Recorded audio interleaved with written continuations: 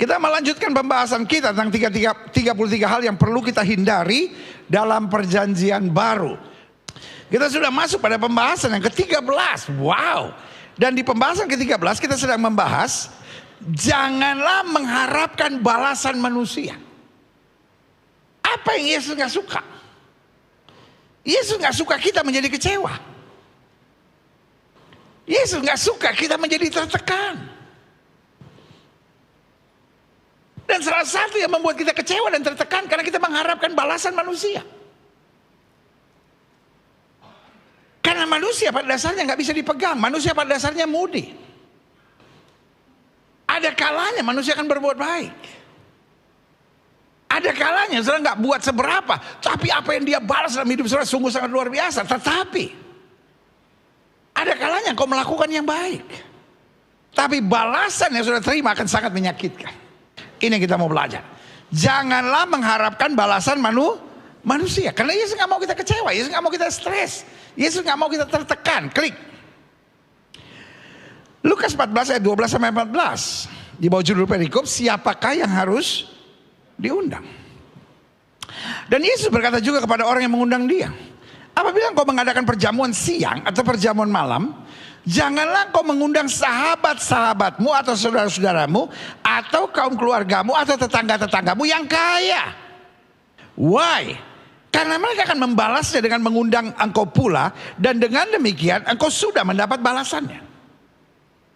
Nah, ini tidak mengajarkan kepada kita bahwa kita nggak boleh memperhatikan saudara kita yang berhasil, sukses. Bukan berarti kalau engkau ulang tahun lalu ada saudara yang kaya jangan diundang. Adik saudara kaya jangan diundang. Teman gereja saudara yang kaya jangan diundang. Ya enggak begitu juga. Yesus bukan memberi pesan jangan undang orang kaya. Tapi Yesus memberi pesan jangan kamu mengharapkan balasan. Dan juga jangan hanya fokus ke orang kaya aja. Karena yang saya percaya anak Tuhan bergaul dengan semua. Jemaat Gereja Bethel Indonesia Glow Fellowship Center, kita harus bergaul dengan semua. Pesan gembala hari ini buat setiap saudara, kita harus bergaul dengan semua. Jangan membeda-bedakan kelas. Sama-sama bilang kita harus bergaul dengan semua. Bergaul dengan semua itu bukan hanya berarti kita bergaul hanya orang miskin. Tapi bergaul dengan semua bukan hanya berarti kita bergaul dengan orang kaya. Bergaul dengan semua artinya kita anggap semua orang sama karena kita tahu semua berharga di mata Tuhan. Boleh gak stop dengan istilah dia kaya, dia miskin? Buat saya hidup itu bukan soal kaya atau miskin. Hidup itu soal bersyukur gak? Hidup soal membawa damai gak? Hidup soal jadi berkat gak? 3 itu aja kok. Hidup bersyukur gak? Hidup bawa damai gak? Hidup jadi berkat gak? Mau dia miskin, mau dia kaya. Kok dia gak bisa bersyukur? Dia gak bisa membawa damai, dia gak bisa jadi berkat. Buat saya troublemaker. Tapi semiskin apapun, sesusah dia. Tapi dia orangnya bersyukur. Dia orang yang membawa damai, dia jadi berkat. Buat saya itu orang berharga. Haleluya. Ayat 13, jadi ingat ya. Bukan gak boleh berurusan sama orang kaya, tapi persoalannya, jangan kita membeda-bedakan orang. Karena tujuan yang Yesus maksudkan adalah jangan sampai kita mengharapkan balasan. Yes, ayat 13. Tetapi apabila engkau mengadakan perjamuan, undanglah orang-orang miskin, orang-orang cacat, orang-orang lumpuh, dan orang-orang buta. Ayat yang ke-14. Klik. Dan engkau akan berbahagia. Jadi artinya gini, fokus utama Yesus, Yesus mau kita berbahagia. Ada orang yang beranggapan Yesus tuh mau kita menderita, sengsara. No, I don't think so. Ada aja orang yang beranggapan makin kita sengsara, makin kita miskin, makin kita menderita, Yesus makin dimuliakan. No, I don't think so. Yang saya tahu Yesus mau kita berbahagia. Kenapa orang menikah? Tidak baik kalau manusia itu seorang diri saja. Aku akan memberikan seorang penolong. Supaya apa? Dia lebih berbahagia. Jadi kalau karena engkau menikah, engkau jadi tertekan, something is wrong with you. Engkau gak bisa mensyukuri jalan Tuhan. Ada hal-hal yang kau belum mengerti tentang apa itu pernikahan. menikah harusnya membuat hidupmu lebih bahagia. Bu, Bu, saya kasih tugas boleh ya Bu ya? Nanti malam Bu, sebelum tidur tanya sama suami. Pak, semenjak kau nikah sama aku, hidupmu lebih bahagia atau lebih tertekan? Kalau suami ibu langsung peluk ibu, cium ibu dan bilang, "You are my wonderful wife." Artinya, you are a great wife. Tapi kalau suami ibu tiba-tiba balik badan, jangan macam-macam, jangan nanya aneh-aneh. Artinya ibu harus baptis ulang, Bu, bertobat. I'm just kidding. Tapi yang saya mau bilang, Bu, jangan sampai suami ibu menikah sama ibu lebih menderita. Pak, saya kasih tugas Pak, besok pagi Pak, jangan nanti malam Pak. Ibu-ibu biasa kalau masih malam pikirannya banyak persoalan Pak. Pagi-pagi waktu baru bangun Pak, peluk istrimu dan tanya, sayang, semenjak kamu nikah sama aku, hidup kamu lebih bahagia atau tertekan? Kalau istri meneteskan air mata sambil memandang kau kedip-kedip begitu Pak. Ibu-ibu kan gitu kalau senang, sambil meneteskan air mata kedip-kedip. Sayang, aku beruntung punya suami seperti kamu. Wah, itu yang luar biasa Pak. Tapi kalau tiba-tiba istri bilang, makanya jangan kebanyakan minum kalau malam. Bu, Pak, harusnya makin menikah makin bahagia. Kalau sudah melayani Tuhan jadi makin tertekan, something is wrong. Karena yang Tuhan mau kita berbahagia. Ada orang sebelum pelayanan hidupnya happy, pulang gereja semangat, makan. Tapi setelah melayani, pulang gereja rapat, stres, ngomongin orang itu sih ini. Kalau engkau pulang gereja ngomongin orang, engkau pulang gereja cuma ngomongin masalah, saya khawatir engkau bukan orangnya untuk terlibat dalam pelayanan. Atau kau melayani dengan cara yang keliru. Karena yang saya tahu, orang makin terlibat dengan pelayanan, hidupnya makin bahagia, makin bersemangat, makin luar biasa, makin cinta Tuhan. Setuju? Katakan yeah. Dan kau akan berbahagia. This is the will of God.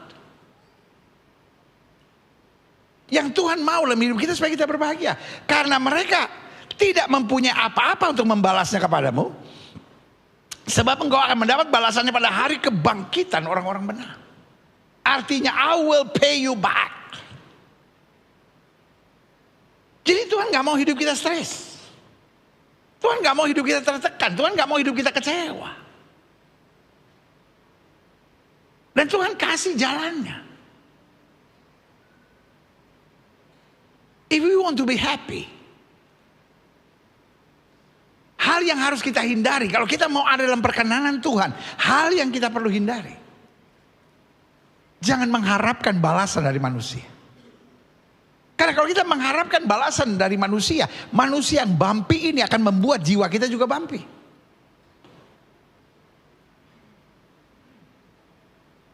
Tetapi kalau kita sadar bahwa Tuhan telah memberkati kita terlebih dahulu, saya membalas cinta Tuhan, dan kita percaya berkat Tuhan akan luar biasa buat kita. Haleluya. Klik. Saya coba pelajari bahwa pada dasarnya Tuhan mencari orang yang tulus dan rendah hati. Kenapa Tuhan mencari orang yang tulus dan rendah hati? Karena orang yang tulus dan rendah hati akan selalu berbahagia. Sama-sama bilang sama saya, orang yang tulus dan rendah hati pasti akan selalu berbahagia. Orang yang tulus dan rendah hati pasti selalu berbahagia. Yang kedua, bukan hanya berbahagia, tapi orang yang tulus dan rendah hati akan dibela Tuhan. Sama-sama bilang sama saya, berbahagia. Yang kedua, sama-sama bilang sama saya, akan dibela Tuhan. Dan yang ketiga, orang yang tulus dan rendah hati akan mengalami banyak mujizat dari sorga. Sama-sama bilang sama saya, akan mengalami banyak mujizat dari sorga. Dan yang keempat, orang yang tulus hati dan rendah hati akan selalu jadi berkat. Sama-sama bilang akan selalu jadi berkat. Saudara mau hidup berbahagia? Saudara akan mau melihat pembelaan Tuhan? Saudara mau melihat mujizat-mujizat dalam hidup saudara? Saudara mau hidup jadi berkat? Pastikan hidupmu tulus dan rendah hati. Sama-sama bilang, saya memilih untuk tulus dan rendah hati. Jadi saya simpulkan bahwa pada dasarnya Tuhan mencari orang yang tulus dan rendah hati, yang tidak mencari pujian dan balasan dari manusia. Kadang-kadang kita bertanya, apa Tuhan gak mau saya bahagia? Loh, justru sebaliknya. Kalau kita mau menyenangkan hati semua orang, kita hanya mau menerima balasan dari manusia, kita hanya mau menerima pujian dari manusia, ujung-ujungnya kita tertekan, ujung-ujungnya kita kecewa, ujung-ujungnya kita kehilangan sukacita, ujung-ujungnya kita ada dalam pemberontakan. Kenapa? Karena kita merasa, saya udah buat ini, kenapa saya tidak dapat ini? Tetapi ini yang saya mau bilang, kenapa kita melakukan yang baik? Masa saya melakukan yang baik, tulus, lama-lama saya juga habis-habisan? No. Kenapa kita berbuat baik? Karena kita sudah menerima yang baik dari Tuhan. Makanya Daud bilang, dengan apakah aku balas kepada Tuhan segala kebaikannya kepadaku? Haleluya. Jadi pada dasarnya jelas. Saya mau sudah ngerti ini dulu. Tuhan mencari orang tulus dan rendah hati, yang tidak mencari pujian dan balasan dari manusia. Karena tulus dan rendah hati tidak akan pernah membuat kita kecewa. Tulus dan rendah hati akan membuat kita mengerti arti hidup yang sebenarnya. Haleluya, klik. Lihat 1 Tesalonika 2 ayat 6. Juga tidak pernah kami mencari pujian dari manusia. Jelas. Paulus bilang, juga tidak pernah kami mencari pujian dari manusia, baik dari kamu maupun dari orang lain. Sekalipun kami dapat berbuat demikian sebagai rasul-rasul Kristus, kami berhak kok untuk mendapat balasan. Kami berhak kok dipuji. Kami kok berhak mendapat upah kami, tapi kami tidak mencari itu. Dengan lain kata, kalau kami dipuji, kami memuliakan Tuhan. Kalau kami dibalaskan hal-hal yang baik, kami tahu itu anugerah dari Tuhan. Kalau kami mendapatkan apa yang harusnya kami terima, itulah titipan Tuhan dalam kehidupan ini. Saya bilang hidup kayak gitu paling asik. Makanya Paulus dengan tegas bilang sama jemaat di Tesalonika, kami tidak pernah mencari pujian dari manusia. Kami tidak pernah mengharapkan balasan dari manusia, baik dari kamu maupun dari orang-orang lain. Sekalipun sebetulnya kami dapat berbuat demikian, itu hak kami untuk mendapat balasan, untuk diberkati, untuk dipuji. Tapi kami tidak mencari itu, karena kami tahu kami melakukan semuanya karena Tuhan sudah terlalu baik buat hidup saya. Klik. Pertanyaannya, bagaimana kita dapat menjadi pribadi yang tidak mencari balasan manusia? Sebagian saudara berkata, ya tapi kan saya juga masih punya perasaan, pendeta. Kalau saya berbuat baik sama orang, saya juga ingin diwongke. I know it's normal. Tapi kita ciptaan baru, yang lama sudah berlalu. Apa yang dulu kuanggap kebanggaan, apa yang dulu kuanggap normal, sekarang kuanggap sampah. Karena pengenalan akan Yesus Kristus Tuhanku jauh lebih mulia. Aku lebih senang berkenan kepada Kristus daripada berkenan kepada manusia. Makanya saya jelaskan, bagaimana kita dapat menjadi pribadi yang tidak mencari balasan manusia. Buat saya, orang yang masih mencari pembalasan manusia, ya kalau saya buat baik, minimal dia hargain saya kayak. Buat saya orang-orang seperti itu, dia belum selesai dengan dirinya sendiri. Dia masih menjadi orang-orang yang kalau saya dihargai, saya merasa berarti. Kalau saya dihargai, saya semangat. Kalau saya dihargai, saya merasakan menemukan hidup ini. Tapi kalau saya tidak dihargai, saya kecewa, saya marah. Saudara baik kasih dalam Tuhan, ngapain hidup kita tergantung manusia? Kalau manusia itu bebal, manusia itu memang ngaco, manusia itu memang gak ada adabnya, terus kita harus kecewa, terus kita harus marah, terus kita harus tertekan, terus kita harus gelisah. Santai aja. Hidup kita asik apapun yang terjadi. Haleluya. Sama-sama bilang, hidup saya asik apapun yang terjadi. Hidup kita gak tergantung situasi. Hidup kita tergantung komitmen kita sama Tuhan. Nah, klik, saya coba pelajari.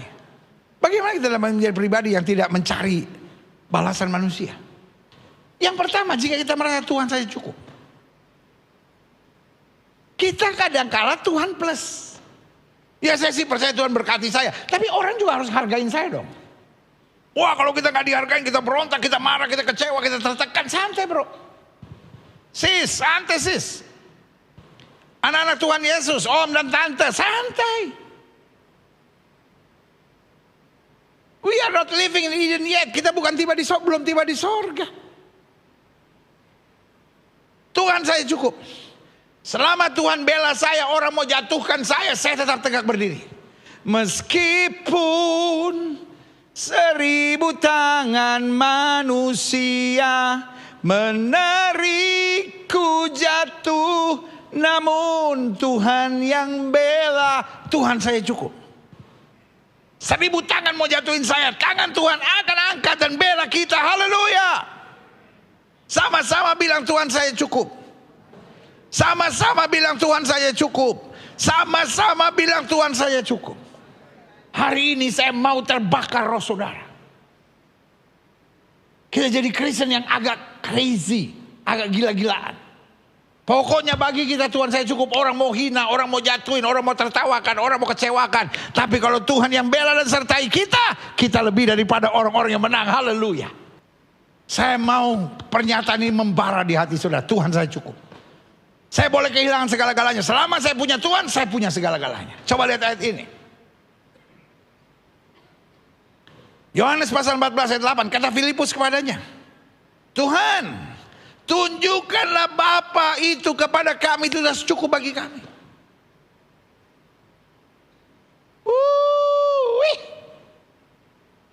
Kalau kita orang-orang yang Tuhan saya cukup buat kita. Maka yang pertama, kita akan menghadapi semuanya dengan senyum. Yang kedua, kita akan hadapi semuanya dengan iman. Dan yang ketiga, kita akan hadapi semuanya dengan kepastian.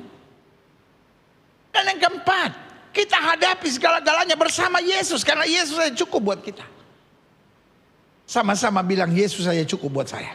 Haleluya. Yang kedua.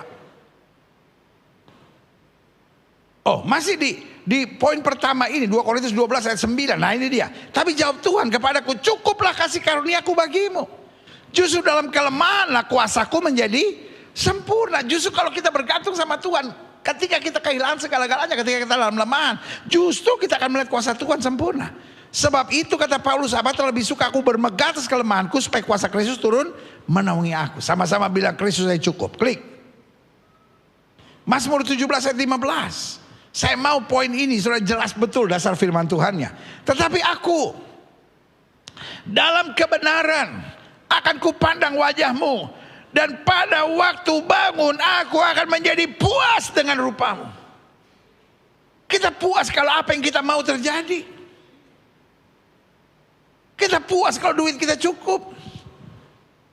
Kita baru bisa puas kalau kita udah gak ada masalah, gak ada persoalan lagi. Tapi hari ini saya mau bilang, pemazmur di tengah situasi yang tidak menyenangkan, aku bangun pagi dan aku puas dengan engkau karena aku memandang wajahmu.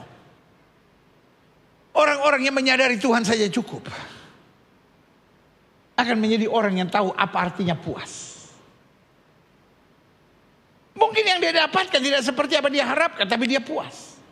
Mungkin apa yang dia doakan belum terjadi, tapi dia puas. Karena dia tahu yang Tuhan berikan selalu yang terindah, terdasar, terluar biasa. Haleluya, klik. Jadi ingat, bagaimana kita menjadi pribadi yang tidak mencari balasan manusia? Satu, jika kita merasa Tuhan saja cukup, sehingga kita hidup dengan rasa puas. Karena kita tahu yang Kristus berikan selalu yang terbaik dan terindah, terdasar, terluar biasa. Haleluya. Yang kedua, jika kita menyadari balasan dari Tuhan lebih mengagumkan. Lo buat apa saya mengharapkan balasan dari manusia? Kalau balasan dari Kristus justru sangat luar biasa. Orang yang mencari balasan manusia, orang yang mencari perkenanan manusia, karena pikir kalau manusia sudah beri itu sudah segala-galanya. Sekarang saya mau tanya sama saudara, kalau Yesus yang berkati saudara dibanding dengan manusia berkati saudara, mana lebih hebat? Jawab. Sepi amat. Kalau Yesus yang berkati saudara sama manusia yang berkati saudara, mana yang lebih hebat? Saya memilih berkat dari Tuhan. Amin. Siapa yang setuju sama saya? Siapa yang setuju? Siapa yang setuju? Oh, berikan tepuk tangan yang meriah. Haleluya. Sama-sama bilang, saya nantikan berkat Tuhan. Coba lihat Yesaya 30 ayat 26. Maka terang bulan purnama akan seperti terang matahari terik, dan terang matahari terik akan 7 kali ganda seperti terangnya 7 hari pada waktu Tuhan membalut luka umatnya dan menyembuhkan bekas pukulan. Lihat waktu Tuhan bekerja. Waktu Tuhan yang membalut. Waktu Tuhan yang bertindak. Waktu Tuhan yang menyatakan kemuliaannya. Ayat ini bilang apa? Terang matahari terik akan 7 kali ganda. Haleluya. Sama-sama bilang sama saya 7 kali ganda. Sama-sama bilang sama saya 7 kali ganda. Saya mau tanya, kalau Tuhan ngomong cuma untuk nyenengin kita atau dia akan buktikan? Dia buktikan, betul? Manusia tuh banyak cuma bikin kita fly in the sky. Tapi kalau Tuhan yang ngomong, waduh, dia buktikan. Alkitab bilang bahkan apa yang mata tidak pernah lihat, telinga tidak pernah dengar, yang tidak pernah timbul dalam pikiran, itu yang Tuhan sediakan buat orang yang mengasihi dia. Haleluya, klik. Lihat Mazmur 18 ayat 25. Karena itu Tuhan membalas kepadaku sesuai dengan kebenaranku, sesuai dengan kesucian tanganku di depan matanya. Lihat. Balasan manusia bisa mengecewakan. Tapi balasan dari Tuhan selalu mengagumkan dan memuaskan. Haleluya, klik. Amsal 19 ayat 17. Sengaja saya kasih banyak ayat ya, supaya saudara betul-betul firm dengan pemahaman ini. Amsal 19 ayat 17. Siapa menaruh belas kasihan kepada orang yang lemah, bayangkan memiutangi Tuhan yang akan membalas perbuatan itu. Jadi artinya apa? Kalau kita tidak mengharapkan balasan dari manusia, karena memang manusia itu gak bisa balas kita mungkin. Dia memiutangi Tuhan. Apa artinya memiutangi Tuhan? Artinya kita punya tagihan sama Tuhan. Dan saya mau tanya sama saudara, kalau saudara punya tagihan sama manusia, manusia bayar nggak? Ya kadang bayar, kadang enggak. Kadang-kala juga mesti diingetin. Dan kalau diingetin juga tarsok. Pertanyaan saya, kalau kita punya tagihan sama Tuhan, perlu kita ingetin nggak? Bahkan apa yang kita nggak pernah kita pikirkan tuh Tuhan berikan buat kita. Saya ingat gak cerita yang waktu Yesus bilang, ketika aku lapar, kamu memberi aku makan. Ketika aku sakit, engkau mengunjungi aku. Ketika aku dalam penjara, engkau melawat aku. Mereka sampai bilang, loh kapan kami melihatnya? Ketika engkau mengerjakan buat orang-orang sederhana ini. Orang-orang yang sedang dalam kesulitan ini kamu mengerjakan buat aku. Bayangkan. Kadangkala dengan ketulusan kita mengerjakan sesuatu, kata Alkitab itu memiutangi Tuhan. Yang akan membalasnya berlipat kali ganda dalam kemuliaannya. Haleluya, lanjut. Klik, yang ketiga. Pertanyaannya, bagaimana kita menjadi pribadi yang tidak mencari balasan manusia? Satu, jika kita merasa Tuhan saja cukup. Dua, jika kita menyadari balasan dari Tuhan lebih mengagumkan. Yang ketiga, jika kita mengerti pembalasan manusia terbatas. Sebaik-baiknya manusia pembalasan terbatas dan berpotensi. Ini ngeri.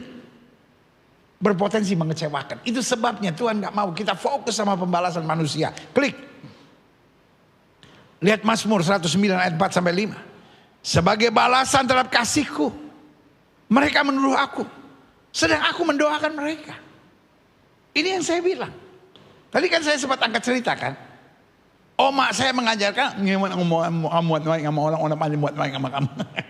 Gilbert, kalau kamu buat baik sama orang, orang pasti berbuat baik pada kamu. Lalu tadi kan saya tanya kan, ajaran ini masih berlaku kan sampai sekarang? Kita sepakat untuk bilang tidak. Bahkan Daud juga punya pengalaman. Sebagai balasan terhadap kasihku, mereka menuduh aku, sedang aku mendoakan mereka. Mereka membalas kejahatan kepadaku, ganti kebaikan dan kebencian, ganti kasihku. Saya mau tanya, kira-kira zaman sekarang masih ada kayak gini gak? Halo Pak, Bu, adik-adik muda, rekan-rekanku remaja, para hamba-hamba Tuhan, para bisnismen, para pengusaha, para pedagang, para karyawan, para guru, para dokter, para polisi, para tentara, para politisi. Hari-hari ini kita masih menghadapi orang seperti ini enggak? Kita mendoakan, dia mengutuk kita. Kita berbuat baik, dia mengkhianati kita. Kita menolong, dia memanfaatkan kita. Pertanyaan saya, haruskah kita sakit hati? Haruskah kita dendam? sampai stroke, sampai kolesterol naik, sampai gula darah naik, sampai kita tertekan. Jawaban saya sederhana. Tuhan yang memberi, Tuhan yang mengambil. Yang penting aku tidak bersalah di hadapan Tuhan. Aku melakukan yang berkenan kepada Tuhan. Katakan amin. Lanjut. Yang keempat. Pertanyaannya, bagaimana kita menjadi pribadi yang tidak mencari balasan manusia? Satu, jika kita menyadari Tuhan saja cukup, Kristus saja cukup. Yang kedua, jika kita menyadari balasan dari Tuhan lebih mengagumkan, lebih dahsyat, lebih luar biasa. Yang ketiga, jika kita mengerti pembalasan manusia terbatas dan berpotensi mengecewakan. Itu sebab yang harus hati-hati. Dan yang keempat, jika kita bersuka cita dalam mengerjakan setiap perbuatan baik kita. Jadi kita bersuka cita bukan karena balasannya, tapi karena perbuatan baik kita. I can do something to glorify my God. Saya bisa berbuat sesuatu yang memuliakan Tuhan saya. Saya bisa buat sesuatu yang membalas cinta Tuhan saya. Jadi kita bersuka cita, termotivasi untuk selalu melakukan yang baik, yang benar, yang berkenan kepada Tuhan.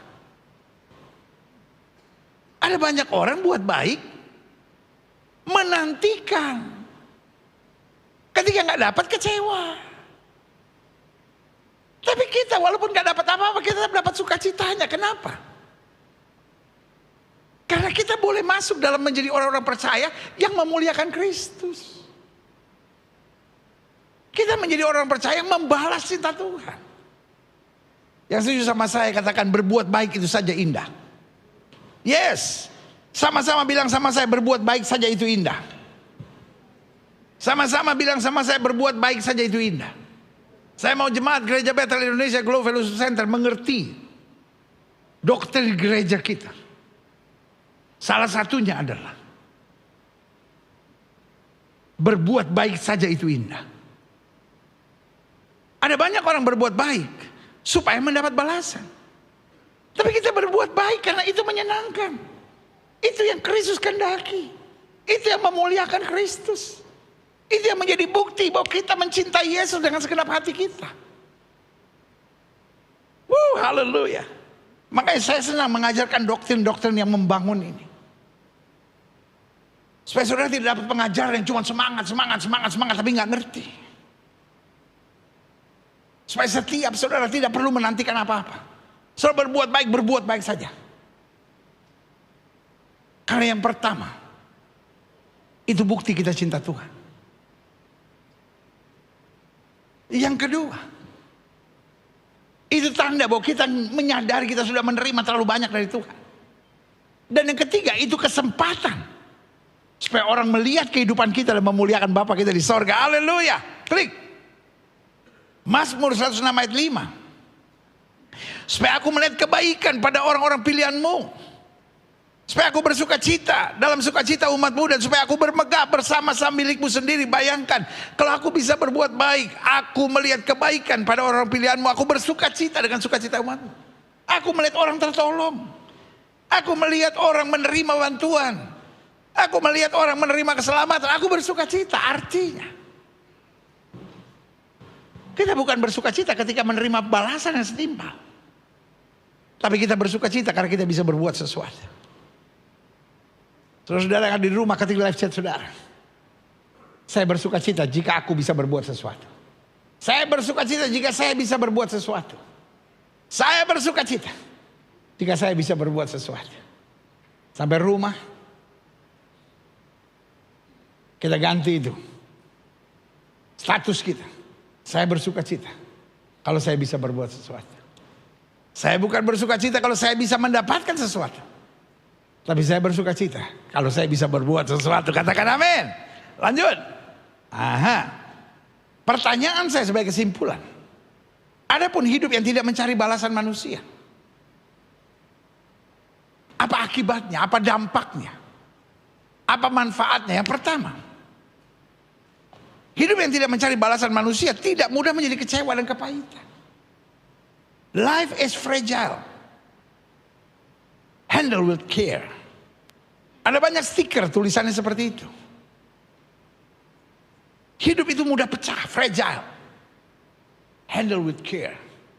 Berhati-hatilah. Makanya Alkitab berkali-kali bilang berhati-hatilah. Alkitab bilang berjaga-jagalah. Alkitab bilang waspadalah. Alkitab bilang berdoalah. Life is so fragile. Ada orang-orang yang hari ini melayani Tuhan, tiba-tiba besok udah hancur. Karena gak tahan dengan fitnah, gak tahan dengan tekanan, gak tahan dengan gosip dan permainan-permainan manusia. Ada orang yang hari ini jaya, tiba-tiba 10 tahun kemudian kita lihat terbaring sakit di rumah sakit, stres, hartanya habis. Lalu kita pikir kenapa begitu? Dia nangis dan dia bilang, pendeta, waktu saya jaya, semua orang di sekitar saya, dan waktu saya goyah, orang dekat saya juga merampas, mencuri dari saya. Hari ini saya mau bilang sama saudara, orang kalau dia sungguh-sungguh tidak lagi mencari balasan dari manusia, yang saya tekankan tadi, kita sudah beres dengan diri kita sendiri. Kita gak mudah menjadi kecewa dan kepahitan.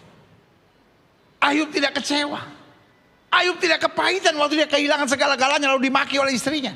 Dia gak bilang, perempuan gak bener kamu, selama ini saya bantu, sekarang nyerang saya, perempuan gak bener. No, santai. Dia bilang, Tuhan yang memberi, Tuhan yang mengambil, terpujilah nama Tuhan. Mereka tepuk tangan, yang beri sama Tuhan. Adapun hidup yang mencari balasan manusia, berkatnya satu, tidak mudah kecewa dan kepahitan. Sekali lagi saya buat statement yang tegas, jangan mengharapkan balasan manusia. Saya terlalu sayang sama saudara. Saya gak tega lihat engkau kecewa dan hidup dalam kepahitan. Karena apapun tingkatan iman saudara, serohani apapun saudara, tapi kalau saudara mengharapkan balasan manusia, ujung-ujungnya saudara pasti kecewa. Meskipun manusia itu adalah hamba Tuhan. Jelas ya? Yang kedua, akan menjadi orang yang lebih legowo gitu. Apa sih legowo itu? Saya gak ketemu. Lebih rela gitu ya. Lebih rela gitu. Tapi enggak, lebih enak legowo gitu. Legowo. Orang Manado gak pantas. Ngomong legowo, no? Ya kan? Saudaraku, kita menjadi orang yang lebih legowo gitu. Musa dikudeta oleh orang-orang dekatnya dia, 70 tua-tua. Dia dikudeta oleh saudaranya sendiri. Tapi orangnya itu gak ngototan gitu, gak kayak stres. Waduh, saya kehilangan, santai aja. Daud dikudeta oleh anaknya sendiri, tapi legowo. Pak, kenapa sih Pak mikir terus? Bu, kenapa sih dipikirin terus? Adik-adik muda, kenapa sih hanya karena dikhianati, karena disakiti, karena dicurangi, dijahati, terus kok kayak gak terima gitu? Sorry ya untuk ngomong ini. Saya banyak mendoakan orang di rumah sakit. Saya mendoakan banyak orang di ICU. Dan kalau saya boleh terbuka jujur, banyak orang sakit kadang-kala bukan karena virus, bakteri, dan kuman.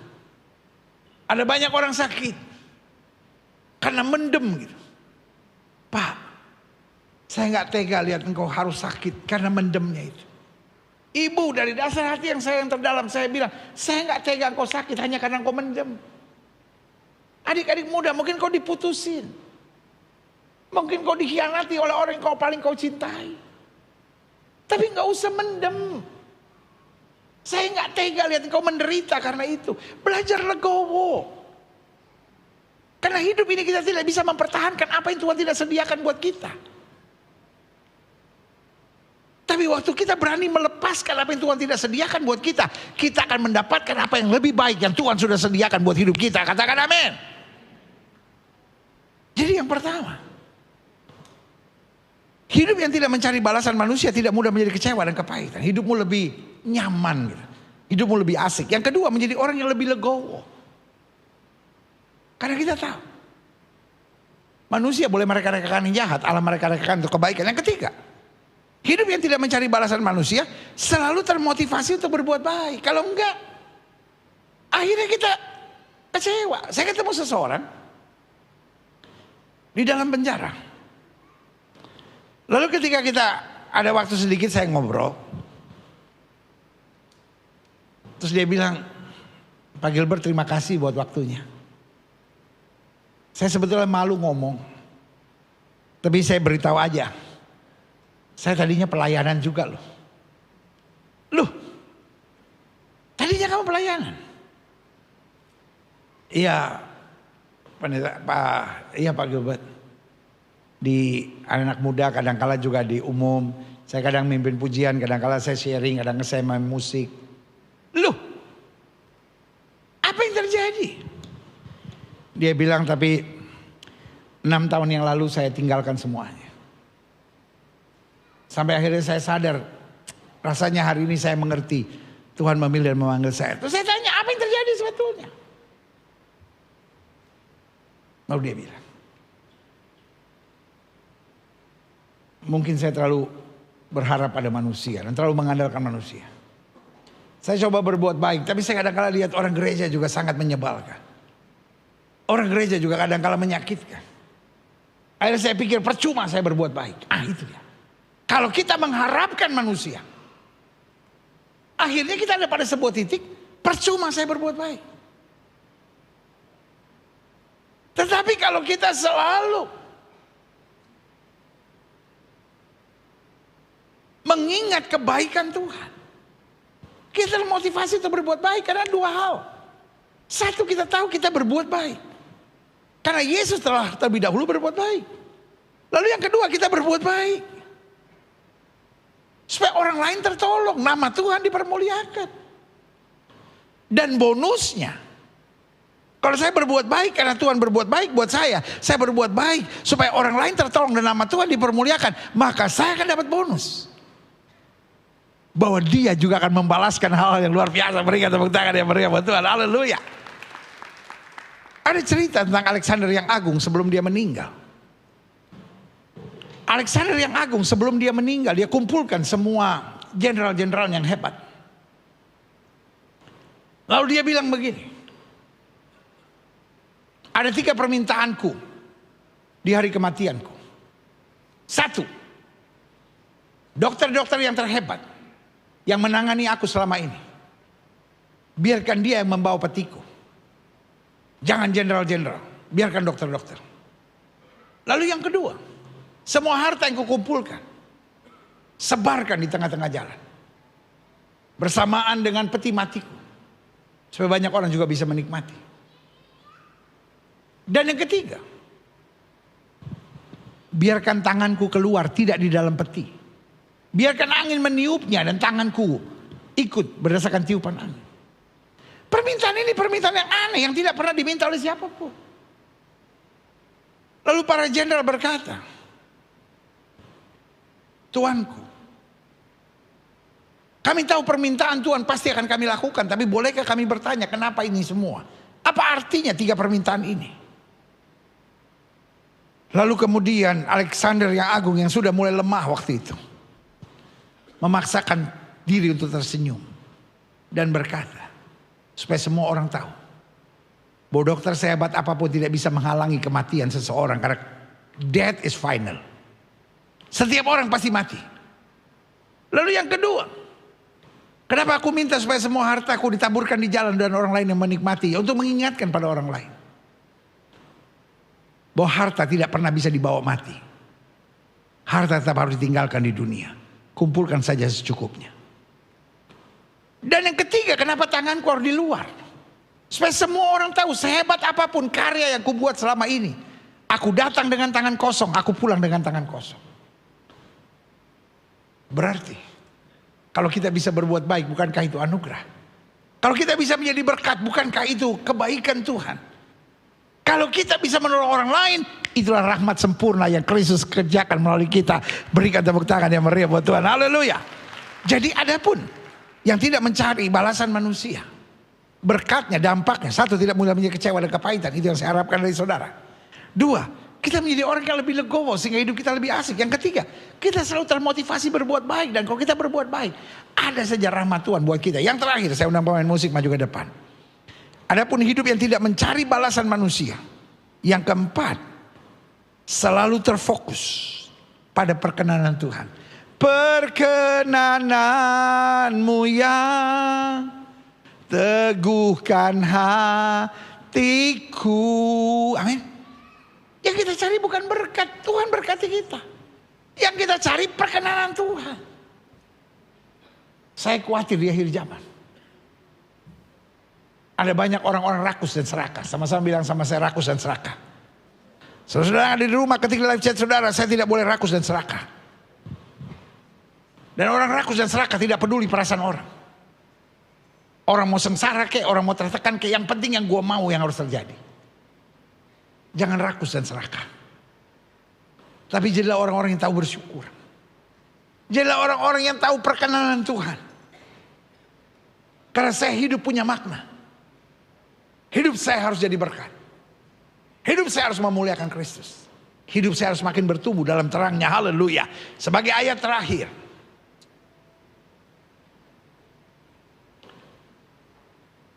Dua Korintus 6 ayat 2. Sebab Allah berfirman, pada waktu aku berkenan. Berarti yang perlu kita cari apa? Perkenanan Tuhan. Taruh tangan kanan saudara di dada. Sama-sama bilang, saya mencari perkenanan Tuhan. Bu, Pak, adik-adik muda, rekan-rekan remaja. Apapun yang sedang terjadi dalam hidupmu, selama kau cari perkenanan Tuhan, saya percaya hidupmu akan luar biasa. Saya mencari perkenanan Tuhan.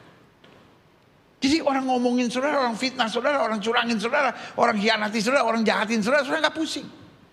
Karena yang saudara cari hanya perkenanan Tuhan. Dan Alkitab bilang, sebab Allah berfirman, pada waktu aku berkenan, aku akan mendengarkan engkau. Dan pada hari aku menyelamatkan, aku akan menolong kau. Sesungguhnya waktu ini adalah waktu perkenanan itu. Sesungguhnya hari ini adalah hari penyelamatan itu. Angkat tangan kanan saudara, sama-sama bilang, hari ini hari perkenanan Tuhan. Sama-sama bilang, hari ini hari perkenanan Tuhan. Sama-sama bilang, hari ini adalah hari perkenanan Tuhan. Berikan tepuk tangan yang meriah buat Tuhan. Haleluya. Haleluya. Haleluya. Aku punya Tuhan yang besar, yang telah berjanji dan sanggup menggenapi. Imanku bersepakat, percaya kuasanya. Ku terima sekarang kemenangan darimu. Aku punya Tuhan yang besar, yang telah berjanji dan sanggup menggenapi. Imanku bersepakat, percaya kuasanya. Ku terima sekarang kemenangan darimu. haleluya. Haleluya. Sambil masing-masing saudara duduk di hadapan hadirat Tuhan. Setiap mata terpejam, setiap kepala tertunduk, setiap hati terangkat pada Tuhan. Kita punya Tuhan yang besar. Kita punya Tuhan yang besar.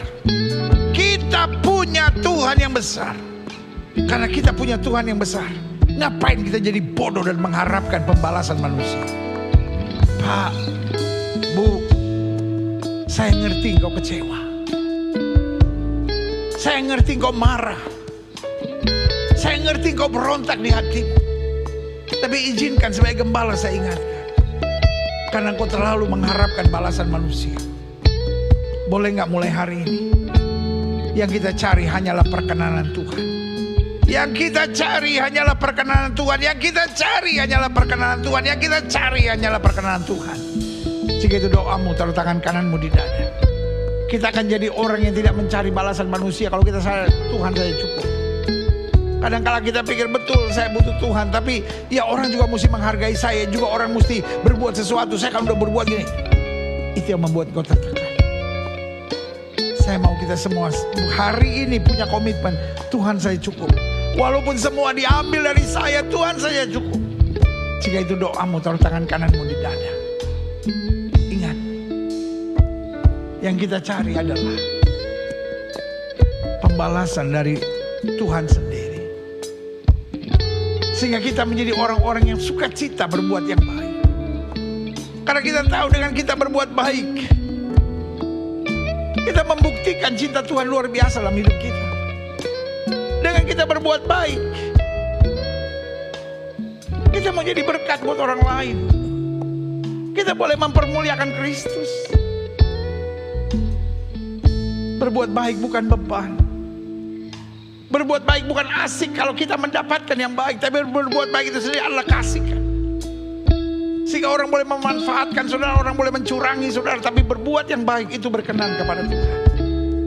Jika itu doamu, taruh tangan kananmu di dada. Engkau yang sedang terluka, engkau yang sedang berbeban berat, engkau yang sedang kecewa, taruh tangan kananmu di dada, izinkan saya berdoa. Bapa, di dalam nama Yesus, lihat setiap jemaat Tuhan yang taruh tangan kanannya di dada. Tuhan, lihat hati mereka yang berseru kepada Tuhan. Hari ini kami diingatkan, kami tidak boleh menjadi pribadi yang mencari pembalasan manusia, mengharapkan pembalasan manusia. Karena kalau tidak, kami jadi orang yang mudah kecewa, mudah tertekan, mudah berontak. Hari ini lawat kembali kami, yakinkan kami Tuhan saja cukup. Biar yang kami cari dalam hidup ini adalah perkenanan manusia. Terima kasih Tuhan, Engkau terlalu baik, Kau terlalu baik, Kau terlalu baik. Saudaraku, biarlah kita mencari perkenanan Tuhan saja. Balasan dari manusia tidak penting. Kalau Tuhan puji, maksud saya kalau manusia puji, kalau manusia balas, itu hanya bonus dari Tuhan. Tapi yang pasti ada sebuah motivasi yang kuat untuk kita selalu menjadi berkat. Terima kasih Tuhan Yesus. Terima kasih. Hamba mengasihi jemaatmu satu persatu. Apa yang Tuhan taruh di hati hamba sudah hamba sampaikan bagi umatmu. Hamba doa firman termeterai, apa saja yang mereka kerjakan dibuat Tuhan berhasil. Mereka gak turun tapi naik, mereka jadi ekor, mereka jadi kepala. Hari-hari yang penuh mujizat boleh menjadi bagian hidup mereka. Terima kasih Tuhan Yesus. Tidak lupa hamba berdoa buat yang sakit. Saudara yang sakit, letakkan tangan kananmu di bagian tubuh yang sakit. Alkitab berkata, "Ani Yehova Rofe, aku Tuhan yang menyembuhkan kamu." Alkitab saya bilang orang percaya tumpang tangan buat yang sakit, dan yang sakit akan disembuhkan. Dengan iman praktekkan firman Tuhan ini. Letakkan tangan kananmu di bagian tubuh yang sakit. Bapa, firman-Mu ya dan amin itu kami percaya. Firman-Mu berkata orang percaya tumpang tangan buat yang sakit, dan yang sakit disembuhkan. Dengan iman kami praktekkan firman Tuhan ini. Kami letakkan tangan kanan kami di bagian tubuh kami yang sakit. Kami tolak sakit penyakit, kami tolak kelemahan tubuh, kami tolak campur tangan kegelapan, kami patahkan kuasa di dalam nama Yesus. Hai setan sakit penyakit, kau tidak punya kuasa, kami perintahkan keluar dalam nama Yesus. Keluar dalam nama Yesus. Kuasa kesembuhan mengalir dari ujung kepala sampai ujung kaki. Sakit kepala, mata, telinga, hidung, tenggorokan sembuh dalam nama Yesus. Jantung, paru-paru, mah, lever, ginjal, alergi sembuh dalam nama Yesus.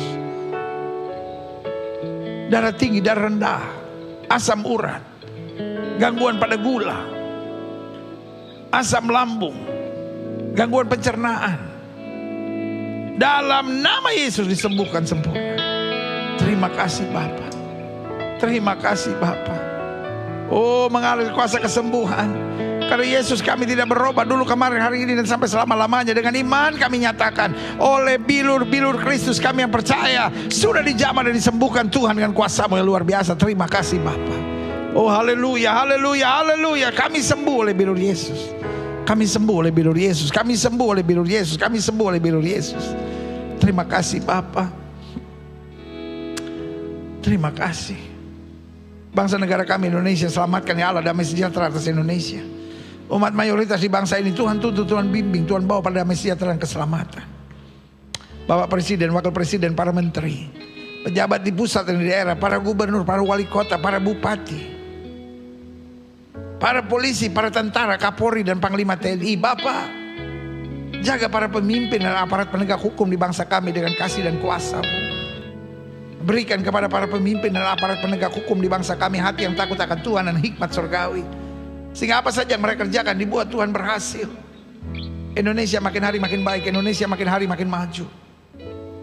Rancangan kerusuhan, rancangan kekacauan, rancangan adu domba kami tolak, kami patahkan di dalam nama Yesus. Jaga Indonesia dalam damai sejahtera, jaga Indonesia dengan persatuan dan kesatuan. Bahkan kalau Tuhan jumpai masih ada kutuk dan kuasa kegelapan, Tuhan hancurkan dengan kuasa darah-Mu. Karena kami mengerti Indonesia ada di hatinya Tuhan. Apa saja yang Tuhan mau atas Indonesia pasti jadi. Apa saja yang Tuhan tidak mau atas Indonesia tidak akan jadi. Gereja-gereja di mana-mana tempat Tuhan bela dan nyatakan kemuliaan-Mu. Gereja-Mu di tempat ini, Gereja Bethel Indonesia Global Fellowship Center, Tuhan pakai terus untuk menegakkan kerajaan Allah dalam kebenaran dan kasih. Sehingga hidup kami boleh mentuntaskan amanat agung Kristus, pergi beritakan Injil pada setiap makhluk. Di dalam nama Yesus kami berdoa. Dan kami siap jadi pelaku-pelaku firman. Yang siap jadi pelaku-pelaku firman, sama-sama kita katakan amin. Beri tepuk tangan yang meriah buat Tuhan. Haleluya, haleluya, haleluya. Yes. Kitalah orang-orang berbahagia itu. Karena orang-orang berbahagia adalah orang menerima firman dan mempraktekkannya dalam kehidupan sehari-hari. Haleluya.